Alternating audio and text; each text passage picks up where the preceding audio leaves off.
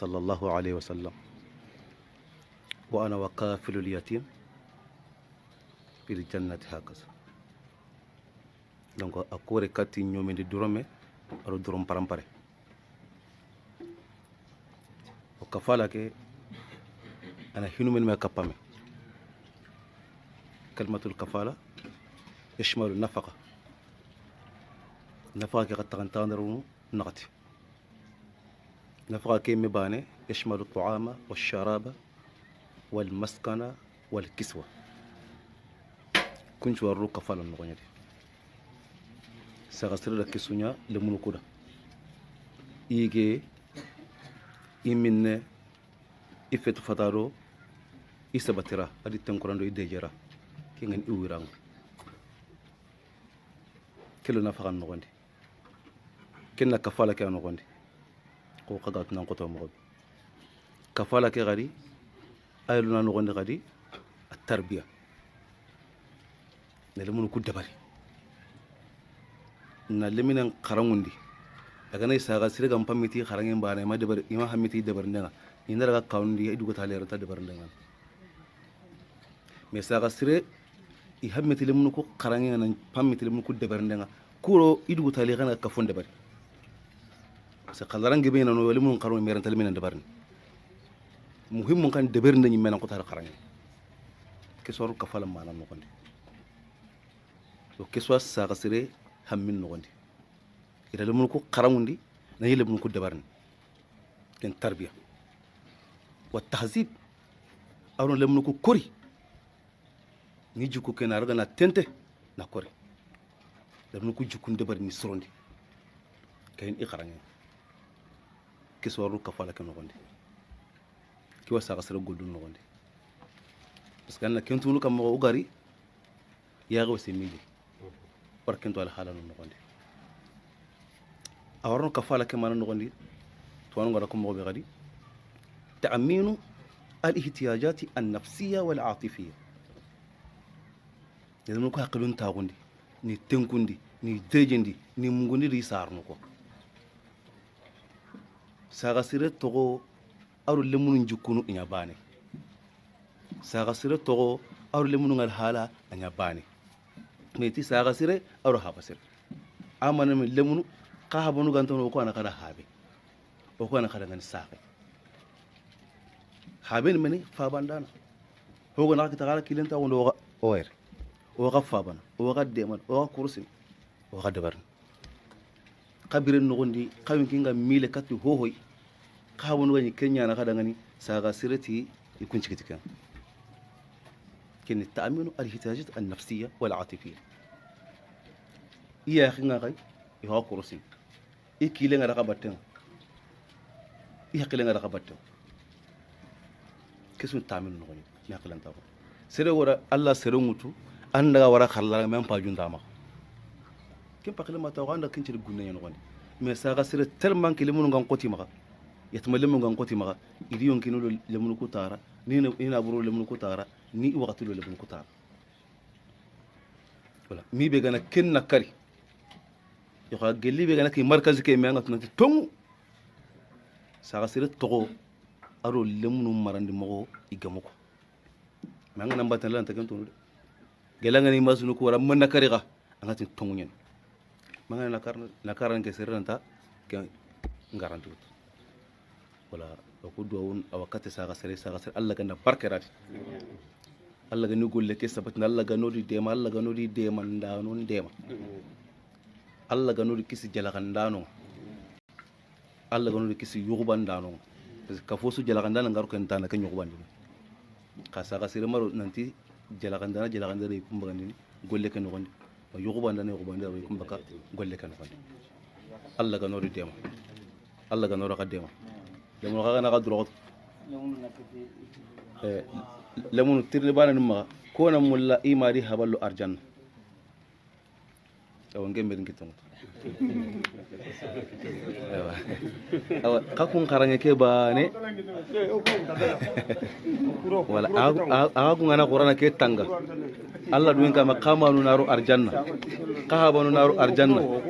saga sire naru arjanna ta kun cababunga saga sire ri kannanu ni demandam ci arjanna ta kun corgande ke bane ko te Allah ga no ga dema aduna ka haklu masa rabbana taqabbal minna innaka antas samiul alim wa tub alayna innaka antat tawwabur rahim wa fil innaka antal ghafurur rahim subhana rabbika rabbil izzati amma yasifun wa salamun ala al mursalin alhamdulillah alhamdulillah akhi yogo eno sonin kay mefeti faqama ayande kuira mu kenta atina likina gai khanirondi biro sone kongo faban kalle ngolle ibe gana de berande nya nyimmeda ankaro mun tengine ya ajo walele o man karo mu yogo ke fi faban kallano odi suna duwa danga alla ganne ragono dada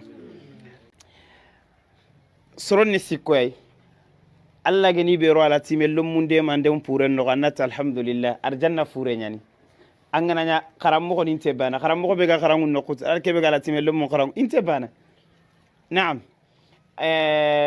garnier be ga la timenin kamma ado garnier be ga no kutana inte bana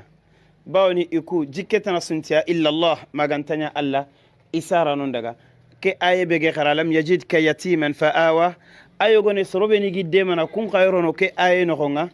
Allahu ta'ala nge aywa de ko annabi alayhi salam wala kengure imman na ni demandana segantanda amenyemea me sorongan terin kana ngana ti khadi dema angana kura kama ko min Allah lagana pourquoi me se fe khibare wala yahuddu ala ta'amil miskin aw refet nan takal sintama ta bara se fene khibare nyana kinyandi sorong Allah de ragate yawm al qiyamah nabi abara se fene ni faru nya kinyandi wala yahuddu refet ga makiyan fe amedunge soro fene soronda ala timeni mpa khadi dema age kuru ken kamade Allah de raga serebe raga ibono dina nan taka meri dema كان الله تعالى أرأيت الذي يكذب بالدين فذلك اليد اليتيم أكما مدود لا هرتاغوا ننتقل كلا سسلم منغرنا لاتيماغون كن كما نمبلا لاتيمين ديمنا آياني ختنا كن نك سويني سري انت ولا غا لاتيم ديمنا انت ولا غا سرون ينقني كاتي ني ولا غا تني سرون مخي ديماغي كبانا نغاي مغوري بان انك مخيم باكيتا كما والله مخ غرمي جيغا كون تاغو من تنيم ان فتا غالانت خير ngol leber فليقول خيرا او ليصمت النبي تننكور mais Allah nti deber nan soron ka kaba ga deber nti to garno khollebe wala o kunio o ku fe o gadde men Allah ande ko aro ku sugana karabakano ka karangente sika de men o kuno ku fe gara kenya wara kilo mais cheikh ndi digambana bire pudo kana toxe mbogoy walla ka khara kim banen katti toxe mbakoy kim bana ka fofo sulanto baga ke kam e ma rempe jonginde ma rempe ma ranguto dana antinke sonde ashaqaqta qalbi andi sonde men bo nga tunu ngam ko alila ken to ku décourager me khara kanya yugu kay menida khara me aga kisuko sono kaga ta la kanya yugu khade famu wala kanyo ma sallallahu ala nabiyina muhammadin wa alihi wa sahbihi ajma'in mari nga kharo adro to ngeni murtani mari nga idin qira ni nganqiya tingnar ndey yugu ko masala ngandi amar legere ken continue kara murtani sun qaso kemma parce que ngana daga no nyankana ikun no kukia na widi batenga Senegal ka ngana daga tele ikun no kukia yere ka ko yani magare wala lini wida kan kukia kella ala parce que andi ndaw xana masala fajrim palef idi tinkente tolongo no kati ku ngandi ga masala nga yo gatare mo geri waxati nya ka magare inshallah haruna aywa kiyano ma inshallah alhamdulillah rabbil alamin wala tigana Allah be gara ma ge menyo danga ketare ngashi mana de taren kinya anyemera ngakita o basu gona kunyini ara wujunu na gatikini nanti sawo tina ka ho awaga khibarunga inshallah wujunu na gatimbai donc ona kunyo na mama kunyin dempo hana ona kunyin nen kren kati shaka haruna emme